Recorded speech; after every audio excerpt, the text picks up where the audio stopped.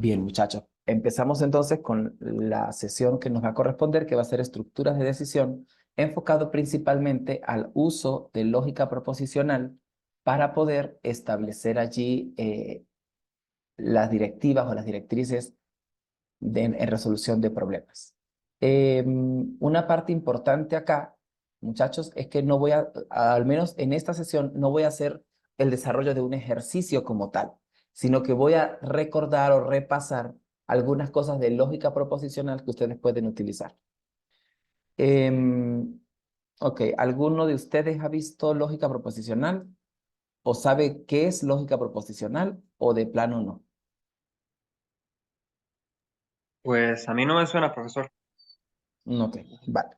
Entonces vamos a hablar un poco de eso. Cuando nosotros hablamos de lógica proposicional, estamos hablando de el manejo de las proposiciones. Nosotros estamos hablando en proposiciones casi siempre. Entonces vamos a empezar por definir qué es una proposición, ¿sí?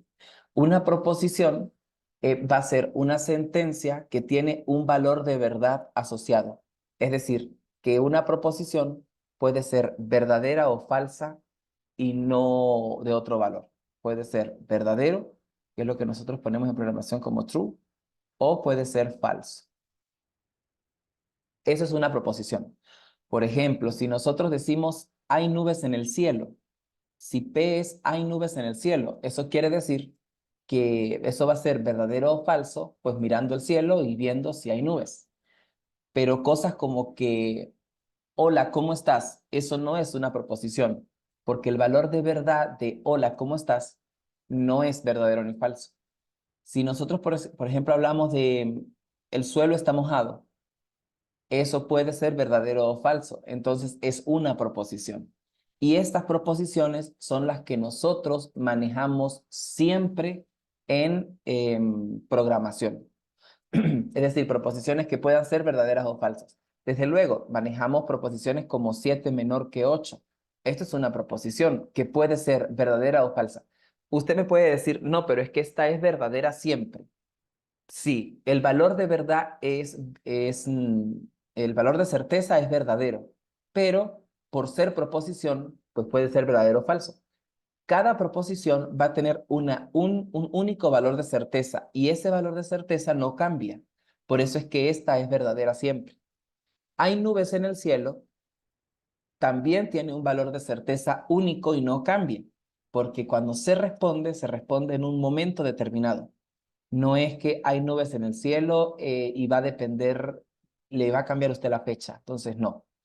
Más bien, digamos que si queremos mejorar un tipo de proposición de esa forma, preguntaríamos, ¿hubo nubes en el cielo a las 5 de la tarde, el 7 de marzo de 1957?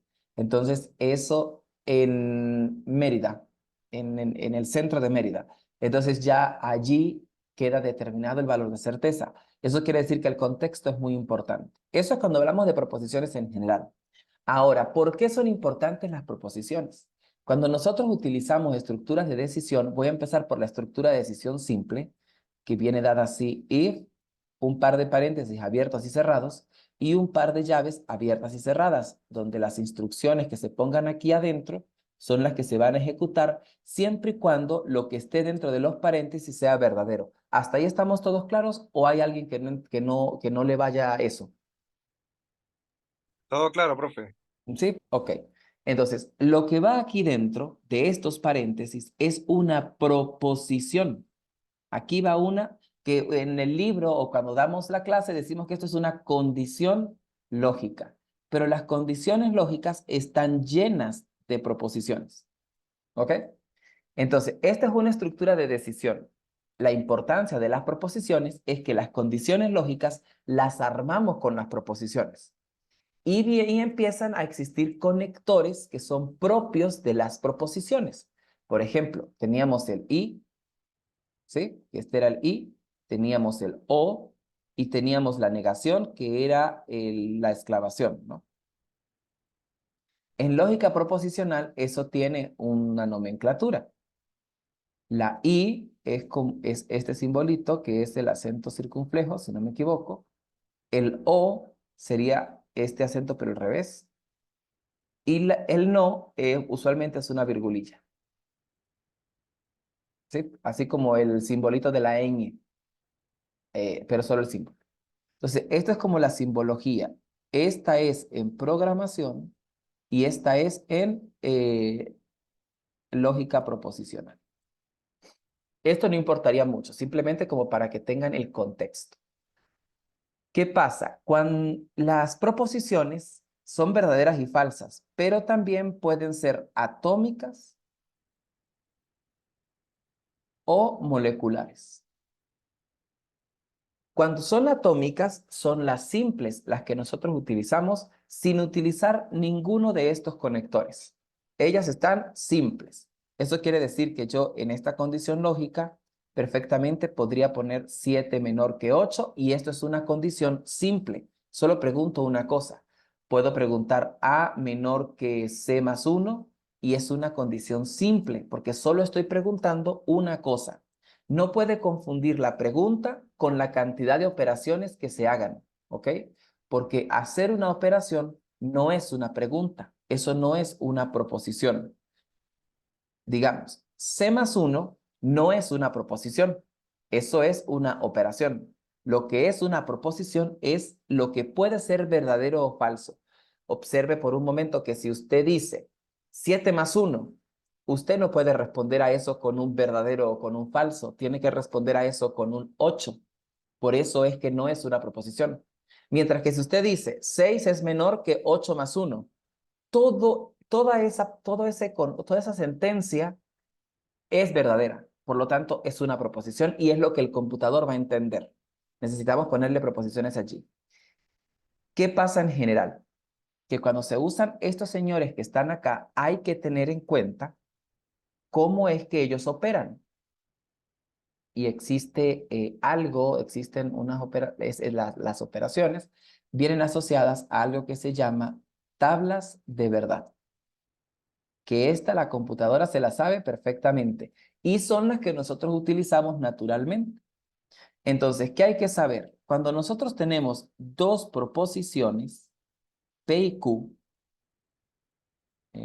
acá, ¿verdad? Sabemos que cada una de estas proposiciones puede ser verdadera o falsa. Tiene dos posibilidades. Lo que quiere decir que para dos proposiciones, la posibilidad pudiera ser que sean verdadera, verdadera, verdadera, falsa, falsa, verdadera o falsa, falsa. Estas son las cuatro posibilidades que existen. Entonces, a nosotros nos interesa ser conscientes de qué pasaría si nosotros calculamos P y Q. Lo voy a escribir así. Si lo buscan en un libro, va a estar con este simbolito, ¿ok?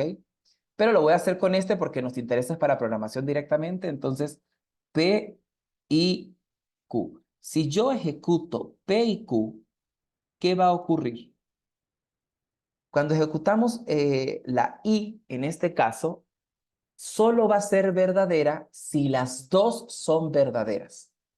Bien, por ejemplo, verdadero y verdadero. Si usted dice, hay nubes en el cielo, digamos que P, o vamos a darle un valor a P. P, pongamos que sea, le decimos a un niño, este es un ejemplo que siempre uso, le decimos a Juanito, Juanito, te daré un caramelo. Y Q va a ser, Juanito, te daré un carrito, un carrito. Entonces, son dos proposiciones que pueden ser verdaderas o falsas si lo cumple o no se cumple. Entonces, P y Q sería, Juanito, te daré un caramelo y un carrito. La estoy uniendo con una I. Te daré un caramelo y un carrito. Si usted cumple las dos, P y Q, el resultado va a ser verdadero, es decir, un Juanito muy feliz. Esto está escrito también en los videos, muchachos. Em, va a ser verdadero. Pero si usted falla en una de las dos, va a ser falso.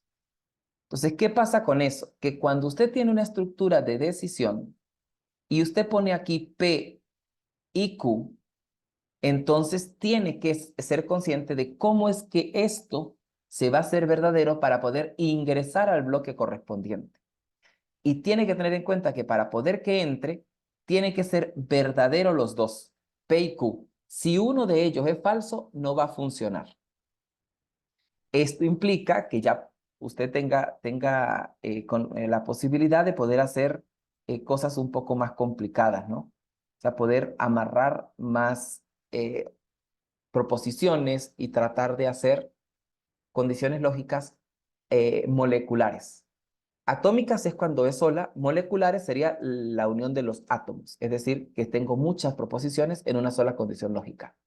Si usted intenta hacer P o Q, que es la O, esa es más débil.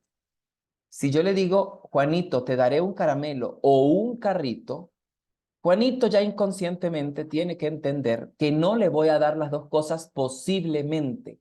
Puede que sí, si le doy las dos cosas sigue siendo verdadero, pero si le doy una de las dos cosas, también sigue siendo verdadero. Pero si fallo con las dos, entonces mentí.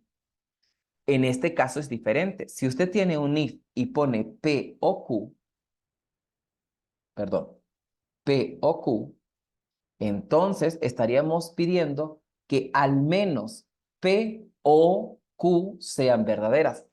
No tiene por qué ser las dos verdaderas.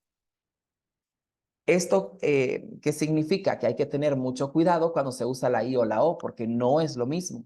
Observen que la tabla de verdad dice una cosa muy diferente y entonces se pueden sobrecargar de errores de compilación o de lógica, más que todo de lógica. De sintaxis no, porque si usted lo escribe bien, pues el computador no se va a dar cuenta. Total que con estas dos, pues hay que tener en cuenta que se puede hacer cosas ya más eh, aparatosas como P, O, Q y P, O, R. Pudiésemos hacer algo así, ¿no? Que ya no sé qué sentido tendría esto, pero lo que quiero es que vean que puede haber algo mucho más complejo en una condición lógica. Siempre, recuerden que en programación siempre tenemos una jerarquía de operadores. El operador I es más potente que el operador O. Por lo tanto, así omitamos los paréntesis, así omitamos estos paréntesis, lo primero que se va a ejecutar es la I. Y después se va a ejecutar la O, la que esté más a la izquierda, ¿ok? O sea que sería todo esto y de último el resultado final. Eso para tenerlo en cuenta. Lo que quiere decir que si yo quiero que primero se ejecuten las O, pues tendría que obligatoriamente ponerlos entre paréntesis para que la I sea la última que se ejecuta. Esto ustedes lo pueden ir chequeando. Sería muy bueno que hicieran algunas pruebas, ¿no? Que le pongan algún valor de verdad. Ustedes pueden hacer, para probar estas tablas de verdad, para que las confirmen con el computador, ustedes pueden poner, por ejemplo, vamos a borrar acá. Pero me falta la negación, voy a hacerla rapidito. La negación que sería no P, por ejemplo, es negar a P. Si estaba verdadero, pues cambia a falso. Esta es muy importante porque esta se usa muchísimo en el control de repeticiones por centinela, que uno pregunta por el contrario del valor de la variable. Pero eso lo discutimos más a profundidad cuando estemos ya en repeticiones. Ajá, les iba a decir que cómo lo podemos probar, esta parte. Bueno, acá, por ejemplo, nosotros en el main pudiésemos, a ver acá, un momento, esto no me, acá. En el main pudiésemos crear, las proposiciones se crean con vol P, y digamos que la inicializamos en true, que es verdadero, y vol Q inicializada en falso.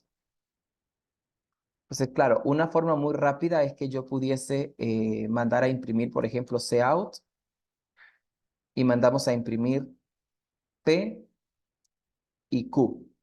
A ver qué pasa. P y Q, porque es lo que acabamos de estudiar. Punto y coma. P y Q. Ok. Entonces, bueno, acá me faltaría la librería.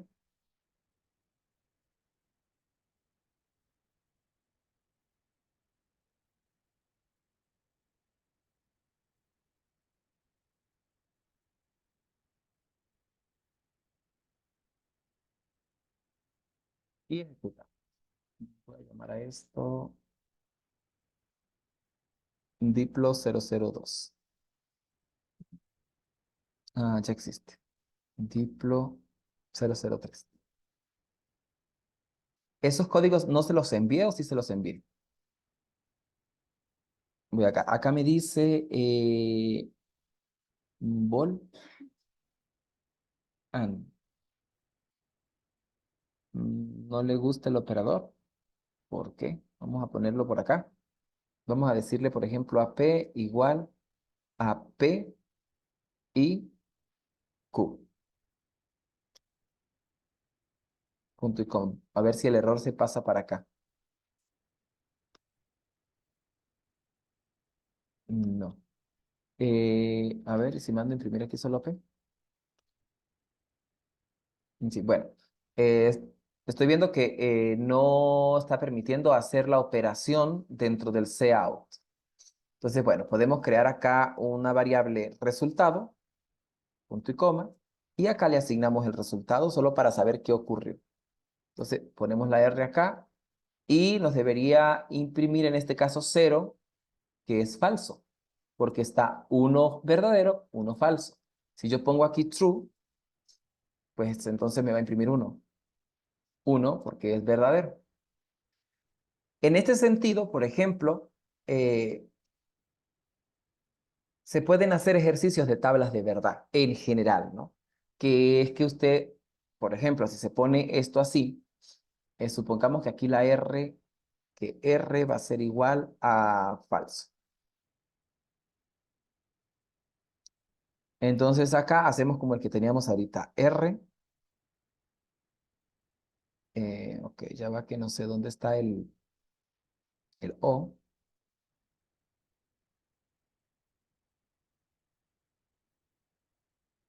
No sé dónde está.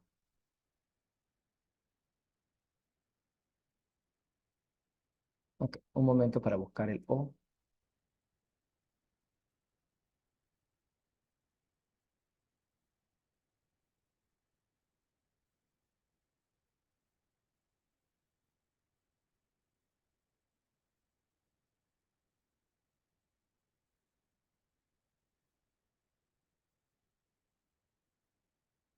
Ok, entonces supongamos que tenemos R, eh, O, Q,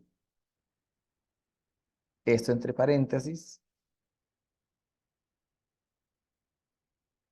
y Q, O, P. Supongamos. Entonces, en principio, para que usted lo pueda determinar correctamente, debería hacerlo a mano, ¿no? Ir sacando su cuenta según lo que usted entiende y luego mandar a imprimir para saber cuál es el valor.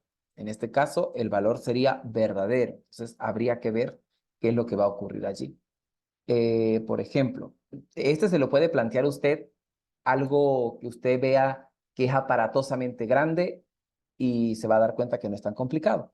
En este caso tenemos R, que es falso, o Q, que es verdadero, y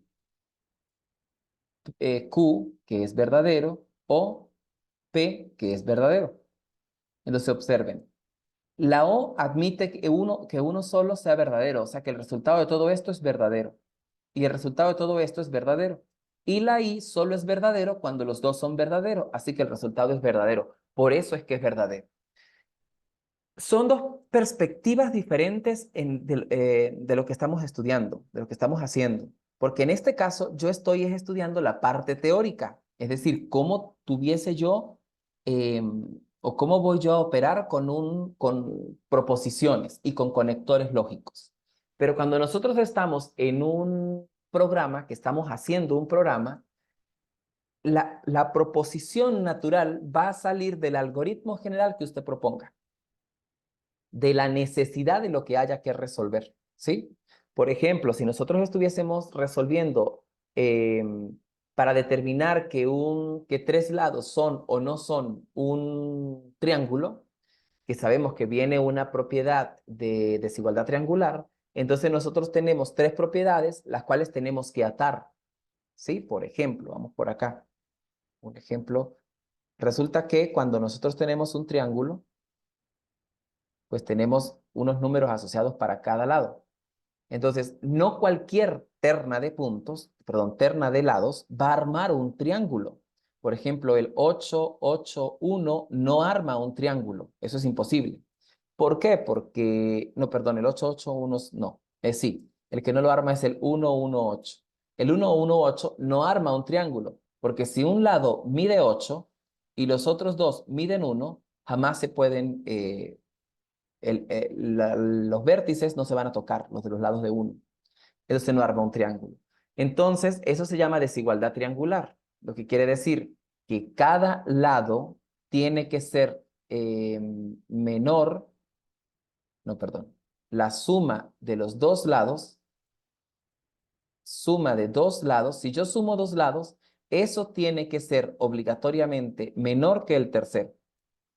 Y tiene sentido. ¿Por qué? Porque si fuese mayor, si la suma de los dos lados fuese mayor que el tercero, es porque está totalmente abierto. Entonces, el otro lado tampoco va a tener sentido. Entonces, para yo poder eh, visualizar que tres lados de un triángulo son, en efecto, me pueden definir un triángulo, entonces la suma de cada uno de los lados tiene que ser menor que el otro. ¿Será esto cierto o será que va al revés? ¿Qué piensan ustedes, muchachos?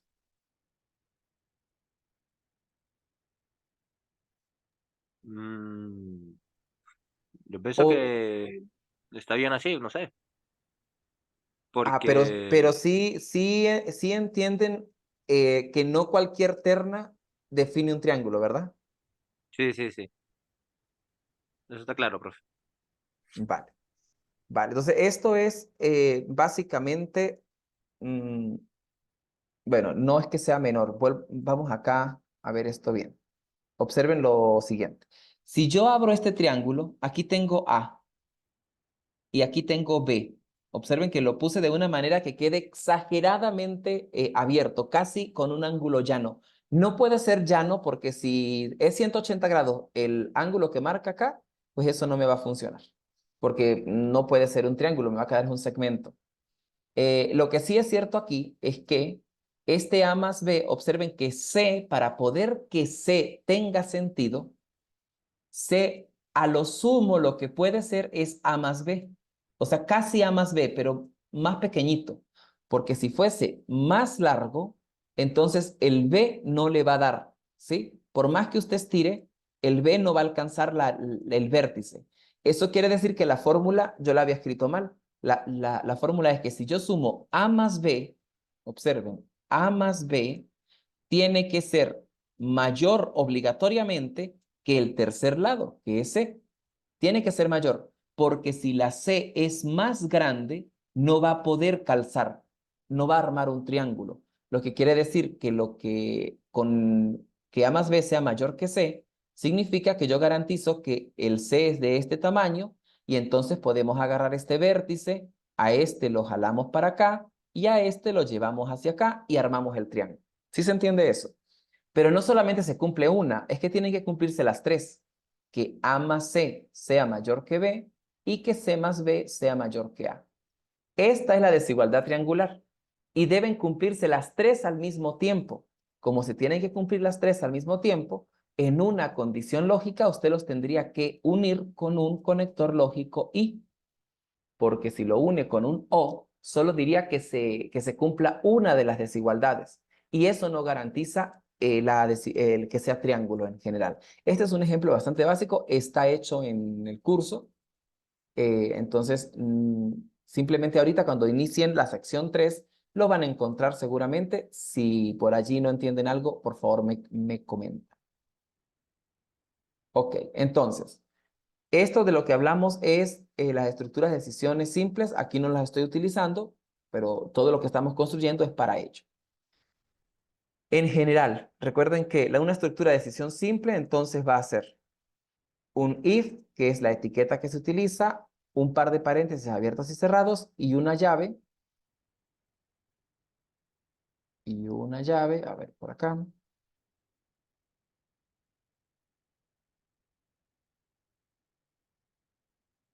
Ajá, y una llave abierta y cerrada. Esa sería una condición simple. La doble es que le ponemos un else a esta doble. Y básicamente, pues lo que significa es que el segundo bloque solo se va a ejecutar si la condición lógica es falsa. Estos son cuando la bifurcación tiene este doble sentido y necesitamos hacerla de esta forma. Bien, y esa sería para dobles. Y pueden estar apiladas o anidadas. Es decir, que dentro de una estructura usted puede tener otra estructura completa. Es decir, un if, un par de paréntesis abiertos y cerrados y un par de llaves abiertas y cerradas. Si es una estructura simple, pero observen que está dentro del bloque del if que está arriba. Si es doble, pues tiene que completarla con todas sus partes y que esté dentro del otro bloque. En este punto, la indentación es fundamental para entender simplemente qué es lo que está ocurriendo allí. Incluso usted puede tener toda esta estructura nuevamente contenida por alguna necesidad que tenga dentro del else, por ejemplo. Pero habría que ponerla en el lugar correcto. Por ejemplo, acá, así. Entonces observen que ya este está un poco más complejo, anidadamente. Apilado es que vaya uno después del otro, ¿ok? Sin que se conecten. Bien, creo que pudiésemos dejar por acá la sesión de hoy. Avancen, por favor, la sección 3. Traten de terminarla. Ahí lo que está son estructuras de decisión nada más. Y llegan hasta el switch. Creo que ya con tener las estructuras de decisión, pudiéramos proponer entonces la división para los proyectos, o sea, cuáles van a ser los equipos o si van a trabajar todos en un solo proyecto, también puede ser posible, y darle las instrucciones respectivas del proyecto que van a desarrollar conmigo, desde luego. Entonces, no sé, si hay alguna pregunta, me dicen, por favor.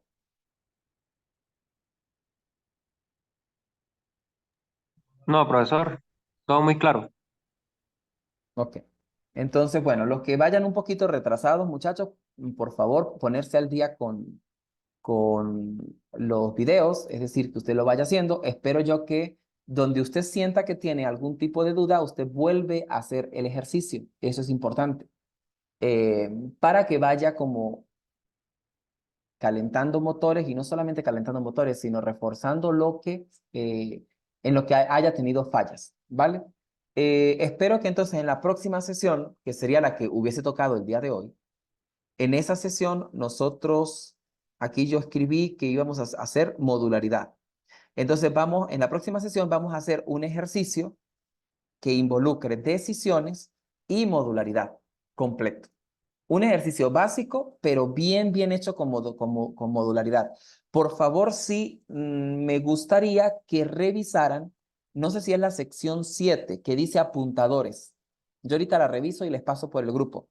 Esa sí necesito que la revisen con prioridad para poder que la próxima sesión les hable de modularidad y ninguno esté perdido con los apuntadores. ¿Bien?